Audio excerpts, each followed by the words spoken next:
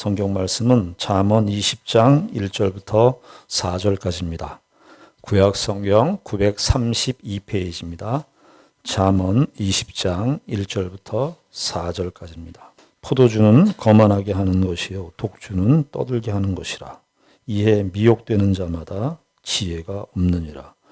왕의 진노는 사자의 부르짖음 같으니 그를 노하게 하는 것은 자기의 생명을 해하는 것이니라. 다툼을 멀리하는 것이 사람에게 영광이거늘 미련한 자마다 다툼을 일으키느니라. 게으른 자는 가을에 밭 갈지 아니하나니 그러므로 거둘 때에는 구걸할지라도 얻지 못하리라. 우리는 이 주일날 계속해서 잠언의 말씀을 우리가 함께 살펴보고 있습니다. 잠언은 크게 세 부분으로 나누어진다고 말씀드렸죠. 첫 번째 부분은 어떤 부분이라고 말씀드렸습니까? 1장서부터 9장까지가 첫 번째 부분이라고 말씀드렸습니다. 이렇게 큰 틀을 이렇게 알고 있는 것이 중요합니다. 성경을 읽을 때 1서부터 9장까지는 지혜의 입문에 대해서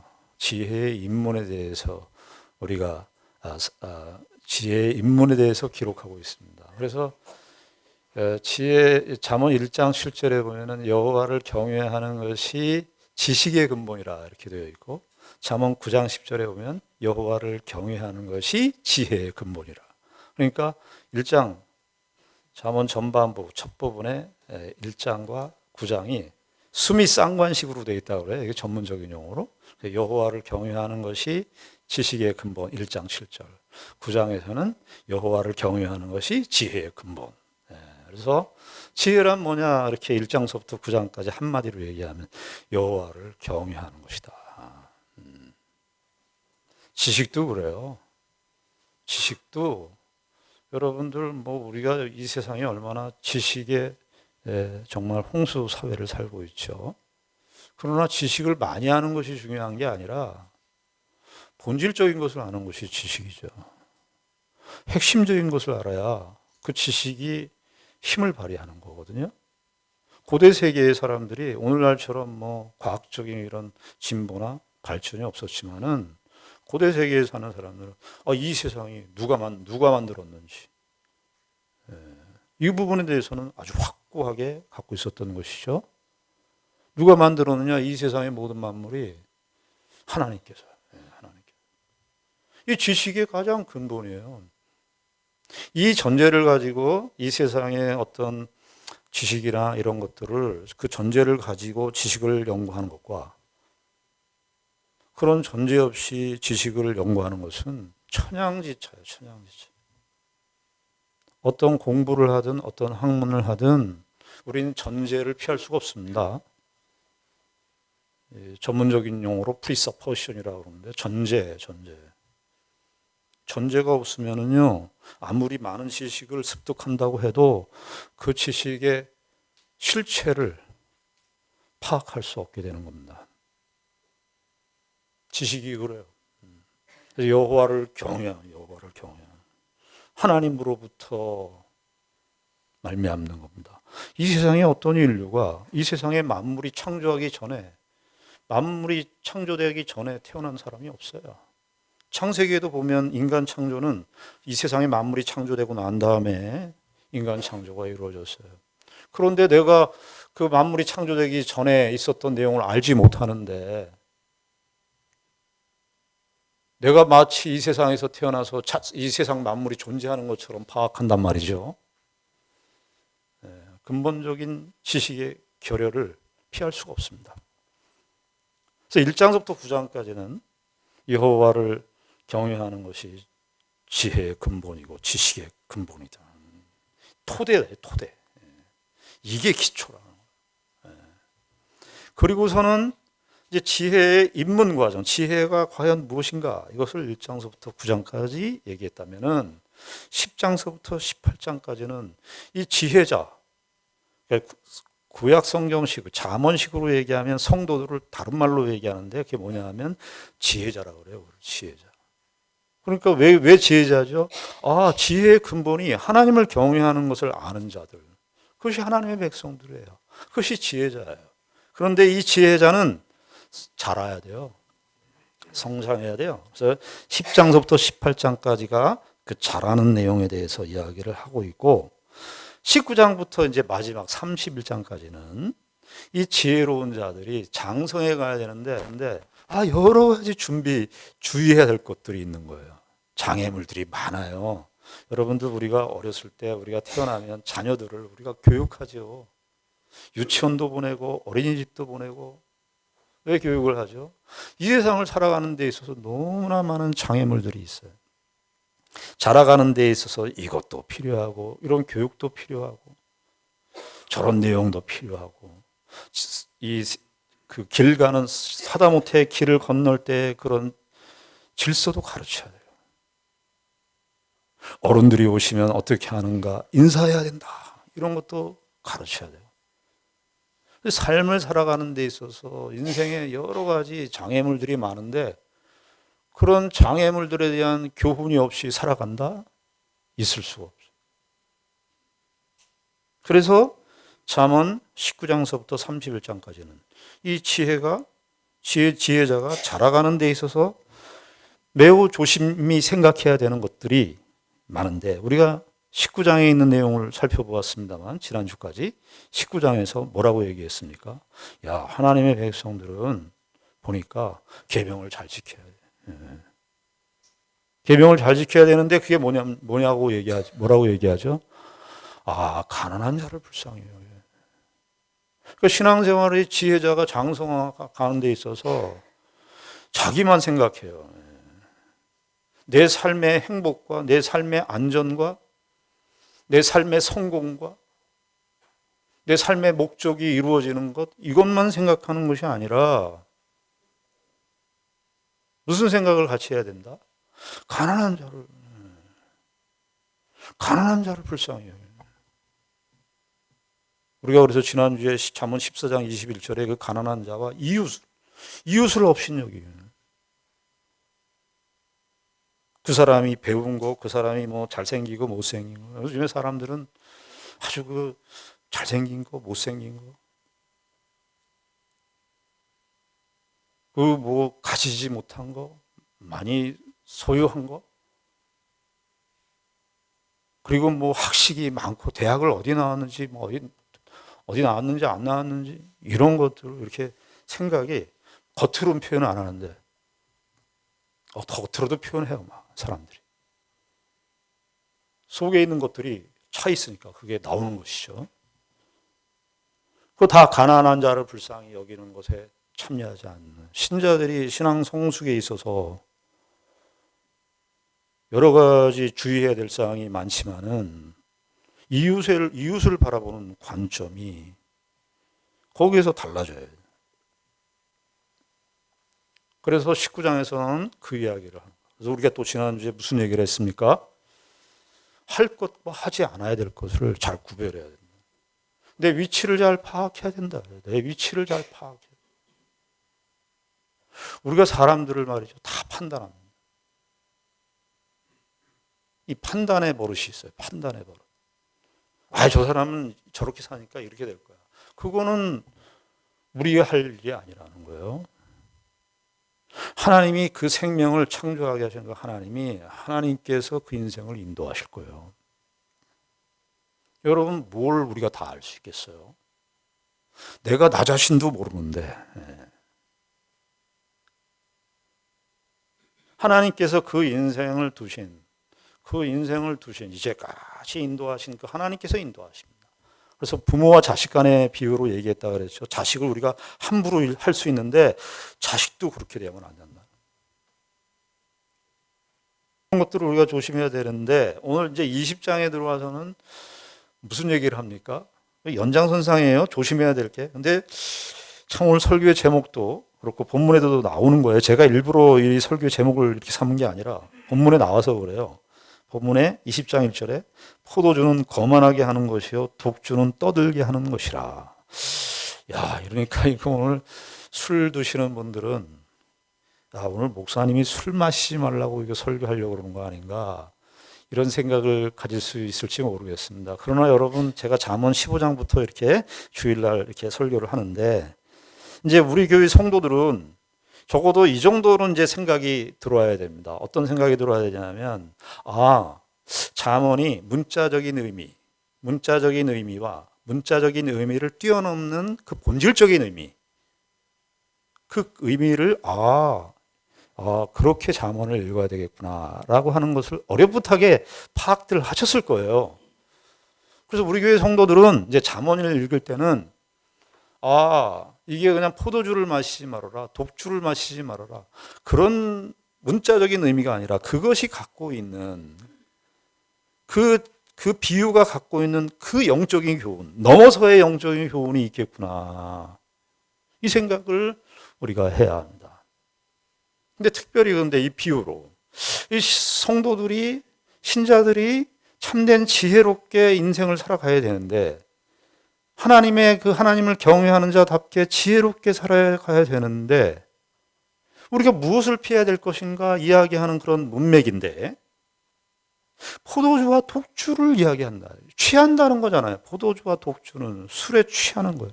여러분들 술 취하면 어떻게 됩니까? 사람들이 여기 본문에 나와 있는 것처럼 정말 거만해지죠. 떠들게 되고요.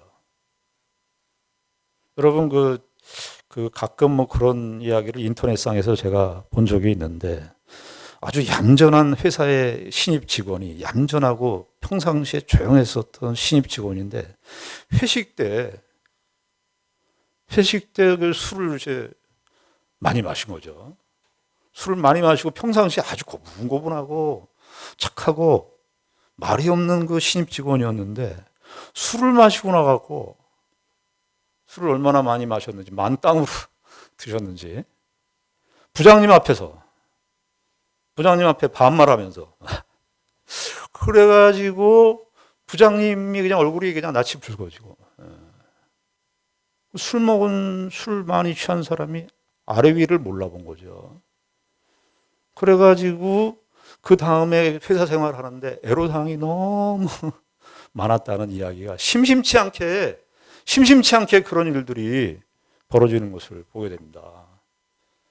우리 직장 다니시는 분들, 아마 술 많이 드셨던 분들, 이런 실수 하셨던 분들이 있을 거예요. 이거 사실 실제적으로도 참 조심해야 되는 부분입니다. 그런데 잠언은 바로 그 술의 특성을 이용해서 영적인 교훈을 얘기하는 겁니다. 무슨 교훈이겠습니까?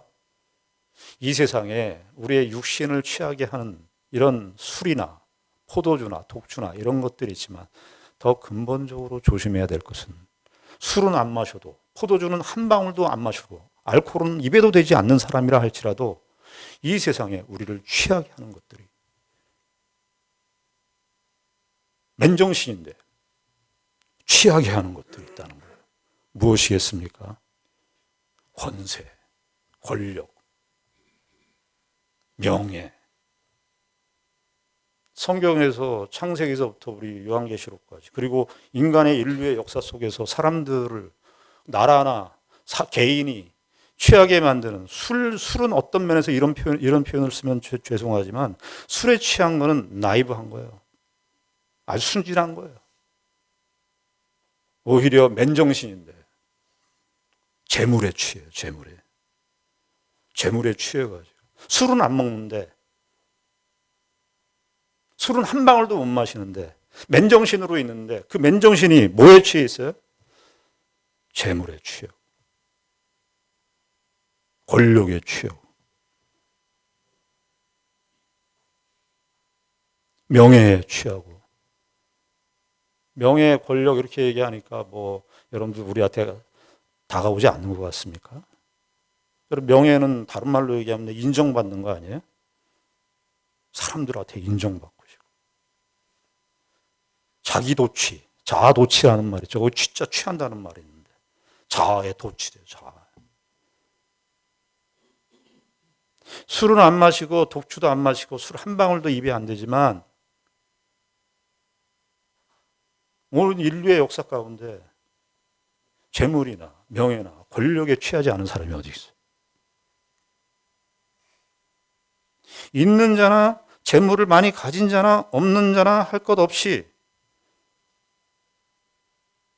재물에 취한 사람이 오늘 우리의 현실 속에,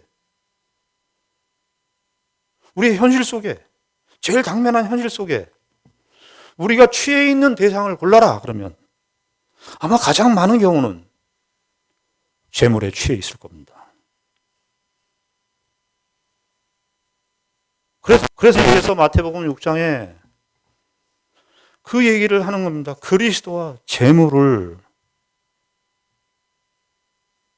겸하여 섬길 수 없느니라. 여러분들 인생에 이것만 있으면 내 삶이 편안해지겠다고 생각하는 그것이 여러분들을 취하게 하는 겁니다. 권력은 안 그렇습니까? 권불 10년, 황후 11홍이라 사람들이 권력을 가지기 시작하면은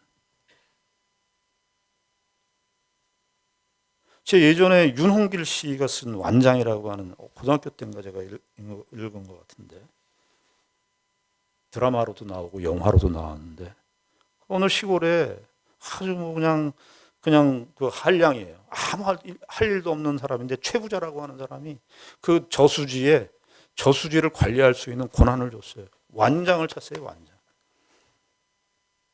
그게 권력이 돼갖고 술에 취한 게 아니라 권력에 취한 겁니다.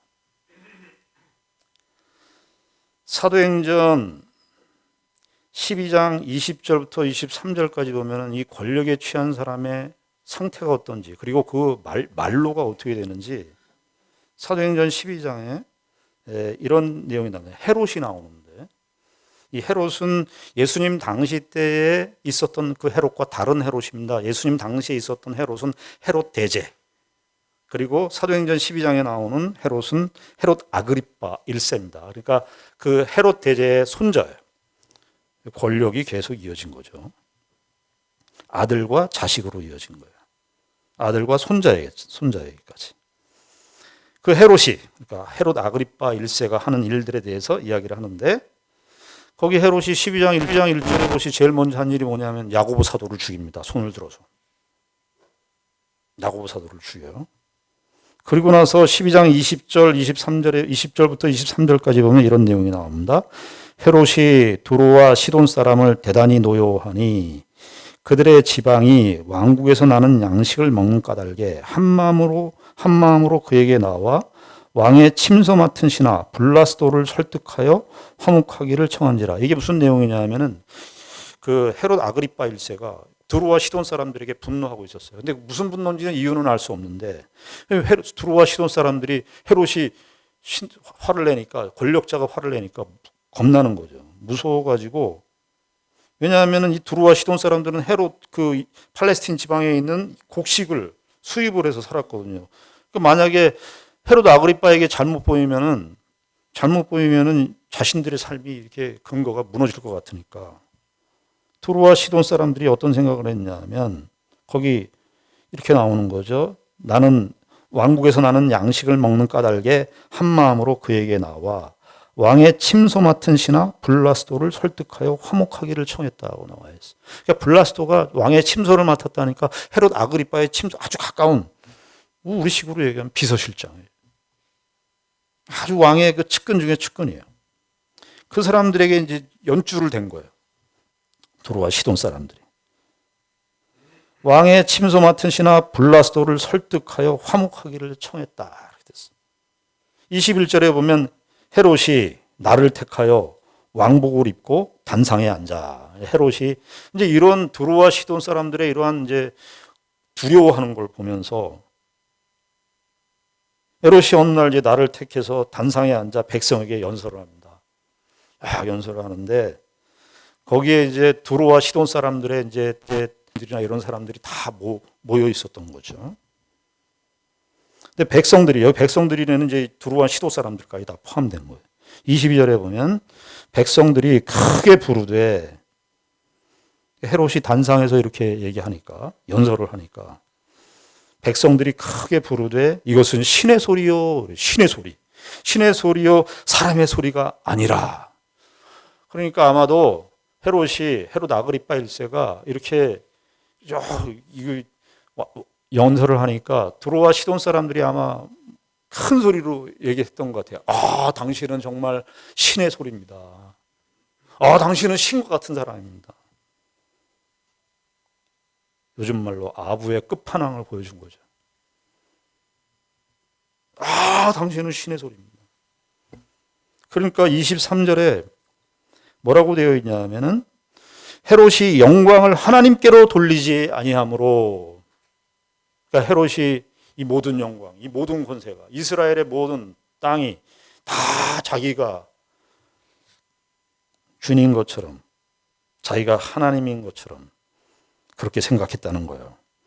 그래서 헤롯이 영광을 하나님께로 돌리지 아니하므로 주의 사자가 곧 쳤다. 여기 20절부터 23절까지 제가 읽으면서요, 제일 무서운 말이 뭐냐면 여기 곧이라는 말, 곧. 헤롯이 영광을 하나님께로 돌리지 아니하므로 주의 사자가 곧 치니까 벌레에게 먹혀 죽으니라. 이게 사도행전의 누가의 기록에 의하면 주의 사자가 곧 쳐서 벌레에게 먹혀 죽었다. 그래서 바로 죽은 것처럼 되어 있지만 요걸 자세한 설명으로 한 요세푸스의 기록에 의하면은 실제로는 5일 만에 죽었다는 거예요. 이 아그리파 1세가. 근데 죽은 이유가 뭐냐 하니까 내장에 그 회충인지 기생충이 이렇게 뭔가 생겨가지고 복통을 일으켜서 5일 동안 복통 앓고 있다가 죽었다는 거예요. 곧 쳐져. 여기 오늘 20장 2절에도 보면 어떻게 되어 있습니까? 이렇게 포도주는 교만하게만, 그러니까 사람이 권력과 명예와 이런 돈을 갖고 있으면 교만하게 돼요. 조심하게 돼요. 여기 20장 1절에 포도주는 거만하게 하는 것이요. 이것은 좀 의역이고요. 포도주는 거만 자다. 포도주는 이꼴 거만 자다. 거기에 취해 있어서 거만하게 한다는 것은 이웃을 깔본다는 거예요. 조롱한다는 거예요. 그러면서 20장 2절에 뭡니까? 왕의 진노는 사자의 부르짖음 같으니 그를 노하게 하는 것은 자기의 생명을 해하는 것이니라. 누가 그랬다는 겁니까? 헤롯이. 여러분 여기 20장 2절에 보면 왕의 진노가 사자의 부르짖음 같다. 이 말은 젊은 사자의 부르짖는데, 여러분 사자가 막 울부짖고 있는데 거기에서 장난치면 되겠어요? 가끔 그 다큐멘터리 채널 같은 데 보면은 디스커버리나 이런 채널을 보면 그 야생 맹수, 호랑이나 뭐 사자나 혹은 표범을 이렇게 어렸을 때부터 키워서 이렇게 양육하는 사람들의 그 모습이 나오는데 가끔 그런 사고가 나오는 거예요. 그 맹수들이 주인을 물어요. 그리고 손님이 오면 손님도 물어요. 맹수의 성격이 있기 때문에. 그런 데서 이렇게 잘난 척 하다가 어떻게 됩니까? 큰일 나는 거예요. 여러분 정말 우리의 인생에 있어서 여러 가지 조심해야 될 것이 많지만은 내가 가진 거, 남이 가지지 못한 거 내가 갖고 있을 때 그때 조심해야 돼요. 그때 자기 자신을 낮춰야 돼요. 여러분 우리 교회에서 1년 동안 읽는 일독 성경표를 읽어보시면 아마 오늘까지 쭉 읽으셨으면은 우리 역대상 28장, 29장, 역대상 맨 마지막인데요. 역대상의 28장, 29장을 오늘 읽었을 겁니다. 거기에 보면은 다윗의 감사시로 끝이 나요. 역대상이. 역대기가 다윗 가문에 초점을 맞추고 기록되어 있거든요. 다윗이 28장에서 그 성전에 관한, 어떤 면에서 솔로몬 왕이 성전을 지었지만 성전의 식양과 성전의 모든 모델은 다윗이 받았거든요. 그래서 29장을 보면 다윗의 노래가 나오고 다윗의 기도가 나오는데 그게 어떤 면에서 다윗의 봉헌 기도라고 할 수 있겠어요. 솔로몬만 성전을 다 짓고 나서 봉헌 기도한 게 아니라 어떤 면에서 다윗이 미리 있을 성전을 바라보면서 사실은 거기 봉헌 기도를 하는 것이 29장이에요. 거기 29장 10절부터 보시면 이렇게 되어 있어요. 여호와여 주는 영원부터 영원까지 송축을 받으시옵소서 하면서 11절에 여호와의 위대하심과 권능과 영광과 승리와 위엄이 다 주께 속하였습니다. 성전 봉헌을 다 해놓고 다윗이 다 이렇게 해놓고 이게 이제 솔로몬이 지을 것이다 이런 걸 다 알고 하나님의 계시를 따라서 그렇게 할 것이라는 걸 다 알고 하나님께 영광을 돌리는 겁니다. 여호와여 주는 영원부터 영원까지 송축을 받으시옵소서. 여호와의 위대하심과 권능과 승리와 위엄이 다 주께 속했습니다. 천지에 있는 것이 다 주의 것이로 소유다 이렇게 얘기해요. 그리고선 14절에 보시면 다윗이 이렇게 고백을 합니다. 나와 내 백성이 무엇이기에 이처럼 즐거운 마음으로 드릴 힘이 있었나이까. 그러니까 28장에 보면 다윗과 이스라엘 백성들 모두가 다 자기의 가진 모든 소유를 성전을 짓는데 다 바친다. 그런데 그 바치는 것도 어떻게 다윗이 고백하냐 하면 즐거운 마음을 드릴 힘이 있었겠습니까? 하나님께서 이 마음을 주셨다는 거죠. 그래서 모든 것이 주께로 말미암았으니 그 다음에 이렇게 되죠. 우리가 주의 손에서 받은 것으로 주께 드렸을 뿐입니다. 이 고백이 중요하죠. 우리가 다 바쳤는데 우리가 주의 손에서 받은 것으로 주께 드렸을 뿐입니다. 이 말은 무슨 말이죠? 내가 소유하고 있는 이 모든 것이 다 주께로부터 주께 드렸으니 이건 다 하나님의 것이라는 거죠. 15절에 이렇게 얘기합니다. 자, 주께 우리가 드렸습니다. 그러면서 자기의 이스라엘 백성과 다윗 자기의 인식, 자기 자신을 어떻게 인식하고 있는가 하는 그 고백을 하는데 15절에 보면 우리는 우리 조상들과 같이 주님 앞에서 이방 나그네와 거류민들이라. 무슨 말입니까? 우리는 아브라함 때부터 우린 이 세상의 이방인이고 거류민이었습니다. 우리 민족이라고 하는 이스라엘 민족이라고 하는 이것이 우린 다 아무것도 아닌 존재들이었습니다. 그러면서 이렇게 얘기하죠. 이방 나그네와 거류민들이라 세상에 있는 날이 그림자 같아서. 세상에 있는 날이 그림자 같은 거예요. 희망이 없었습니다. 세상에 있는 날이 그림자 같아서 희망이 없나이다. 우리가 다 그림자 같은 인생을 다 하나님께서 주신 것이라는 것이죠. 디모데전서 6장에 의하면 바울 사도가 무슨 이야기를 합니까? 우리가 태어날 때 가지고 나온 사람이 아무도 없다는 거예요. 우리가 알몸으로 왔다. 우리가 알몸으로 왔다가 알몸으로 간다는 것이에요. 그러니까 우리의 인생이라는 것이 알몸과 알몸 사이를 살다가 가는 거예요. 이 본질을 놓치지 말라는 거예요.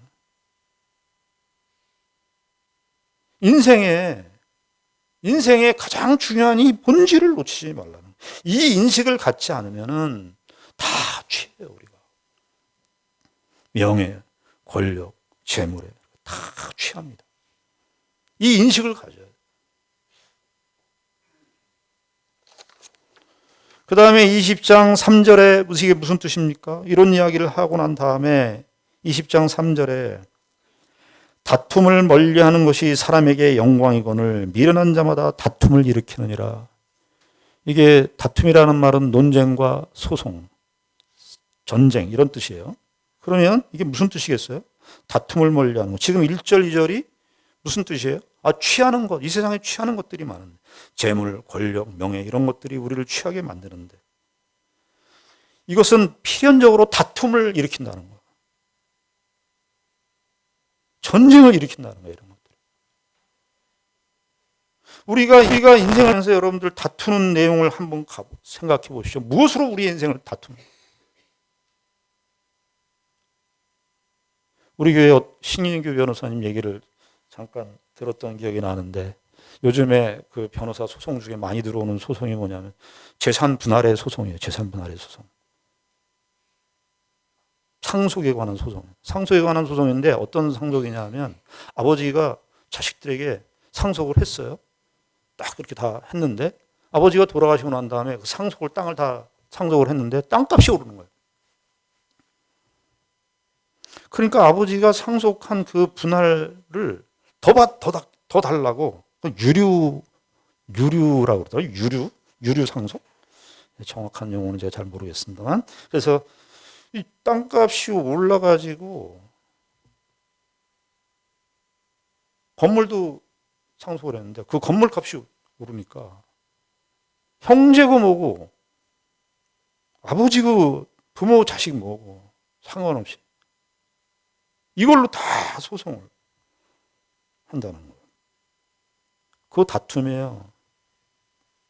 전쟁에서 제일 중요한 정책은 뭐겠습니까? 전쟁을 하는데 국가 간에 요즘에 전쟁이 많은데 전쟁을 하는 사람들이 전쟁의 가장 효과적인 방법은 뭐겠어요? 더 강한 무기를 갖는 걸까요? 전쟁을 안 하는 겁니다. 전쟁을 안 하는 것이 제일 좋은 평화 정책이에요.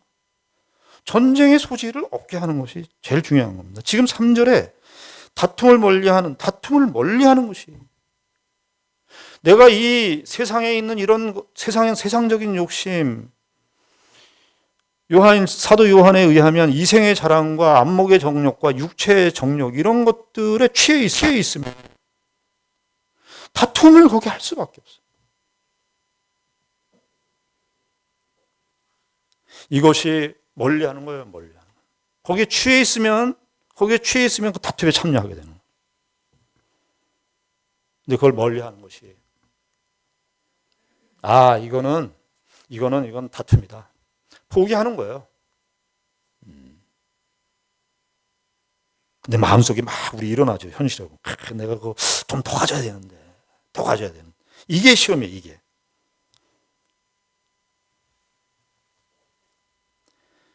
4절은 무슨 뜻이겠습니까? 4절은 게으른 자는 가을에 밭 갈지 아니하나니 그러므로 거둘 때에는 구걸할지라도 얻지 못하리라. 이건 너무 잘하는 말씀이죠.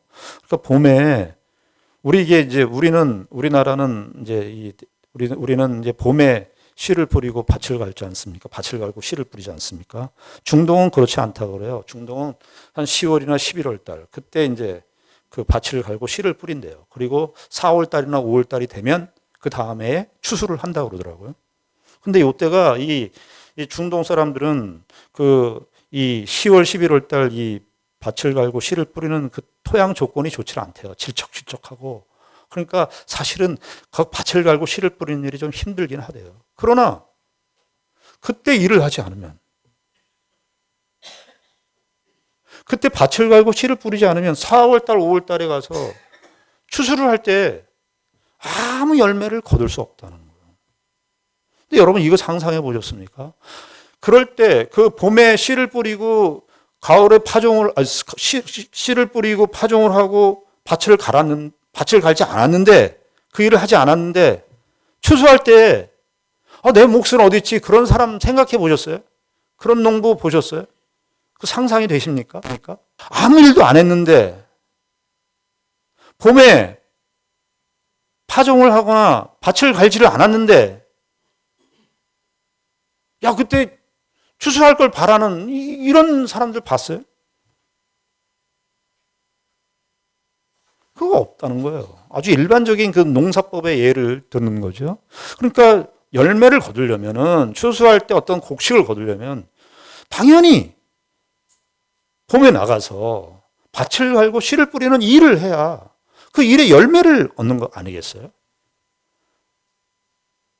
우리 인생도 가만히 보십시오. 우리가 오늘이라고 하는 건 어제의 실력이 오늘을 있게 되는 거예요. 어제 내가 어떻게 살았냐가 오늘을 지금 결정하잖아요. 일반적으로. 내일이라고 하는 것은 내가 오늘 어떻게 살았냐가 내일 연장되는 거지. 오늘을 안 했는데, 오늘을 게으르게 살았는데, 내일에 가서 열매를 얻겠다? 도둑놈 심보죠. 어제에 있었던 내가 오늘이 된 거예요. 어제 내가 어떻게 밭을 갈았냐가 오늘의 추수를 결정하는 것이죠. 내가 오늘 어떻게 밭을 갈았냐가, 내가 씨를 뿌렸냐가 내일을 결정하는 겁니다. 그 내일은 오늘과 상관없는 내일이 아니죠. 우리가 이 지금 잠언의 전체 맥락, 이 영적인 교훈을 생각해 보면 어떻습니까? 우리가 매일의 삶 속에서 신자들이 참된 지혜자가 매일의 삶 속에서 우리가 취해야 될 것, 어떤 것이 나를 취하게 만드는가, 이런 것들을 매일매일 갈아엎어야 돼요. 내 마음속에. 오늘이라고 하는 것은, 신자들에게 주어진 오늘이라고 하는 것은 이 욕심, 안팎으로 바깥의 세상에서 보이는 것들이 우리를 유혹하게 하는 것, 그리고 내 속에서 있는 죄악된 심성, 이것들을 오늘 갈아엎어야 돼요. 내가 지금이라고 하는 이 현실 속에서 갈아엎지 않으면 나중에 가서는 그 열매를 거둘 수가 없는 겁니다. 신앙생활은 현재입니다. 내가 내 안에서 있는 그 욕심들이 어떻게 발동하고 있고 작용하고 있는지를 자기 자신이 하나님의 말씀의 빛에 비추어서 자꾸 갈아엎어야 돼요. 그런데 여러분, 마태복음 25장에 보면 예수님께서 종말론 강화를 하십니다. 24장, 25장이 그 종말론 강화인데 거기 열처녀 비유와 달란트 비유가 나와요. 열처녀 비유의 중에 핵심이 뭐냐면 슬기로운 다섯 처녀와 미련한 다섯 처녀가 있습니다. 똑같이 졸고 잤어요.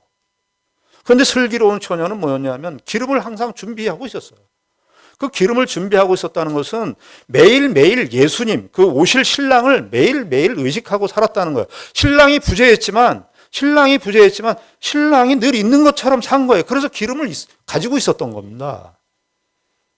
그런데 이제 신랑이 갑자기 오게 되니까 미련한 처녀들이 이걸 빌려달라고 그래요. 기름을 달라고 그래요. 기름을 좀 빌려달라고. 그런데 슬기로운 처녀들이 입장에서 봤을 때 신랑이 지금 막 임박했는데 기름을 빌려줄 시간이 안 되는 거예요.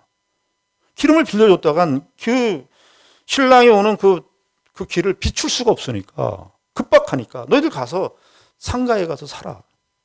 시장에 나가서 사와라. 그렇게 얘기를 해요. 그런데 이 미련한 다섯 처녀들이 시장에 나가서 사왔는데 이미 문은 닫혔어요. 혼인집에, 잔치집에 문이 닫혔어요.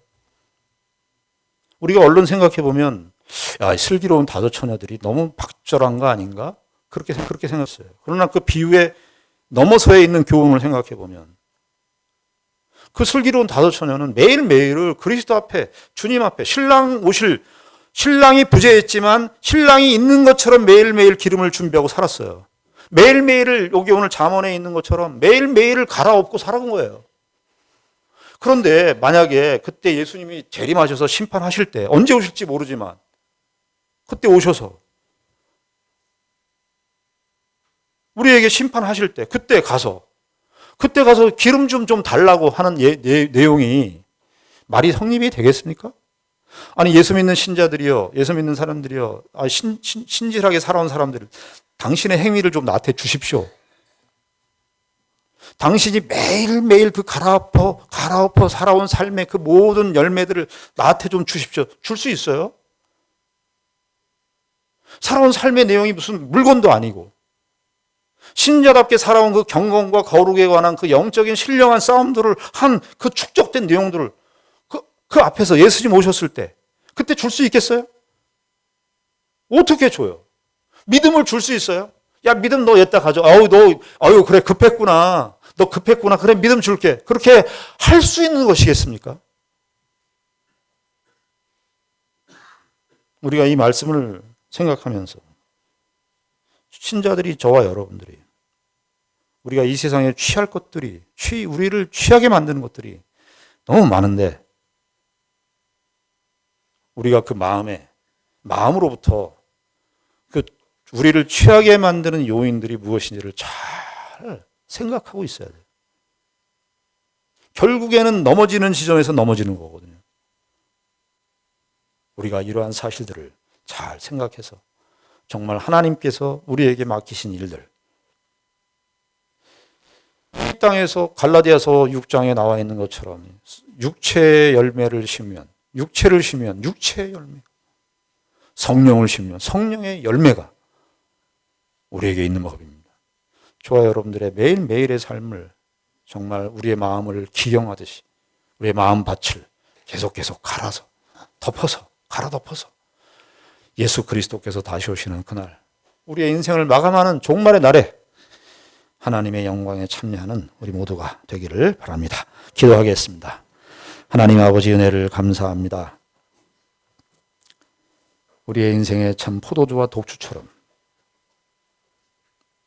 우리를 취하게 만들고 고만하게 만드는 것들, 그리고 하나님을 의식하지 않게 만드는 것들이 너무나 많습니다. 주님, 저희들을 불쌍히 여기시고 긍휼히 여기셔서 하나님의 말씀의 빛을 우리에게 비추어서 우리의 싸움의 실체가 무엇인지를 잘 파악하여 매일매일의 신령한 싸움을 싸워가며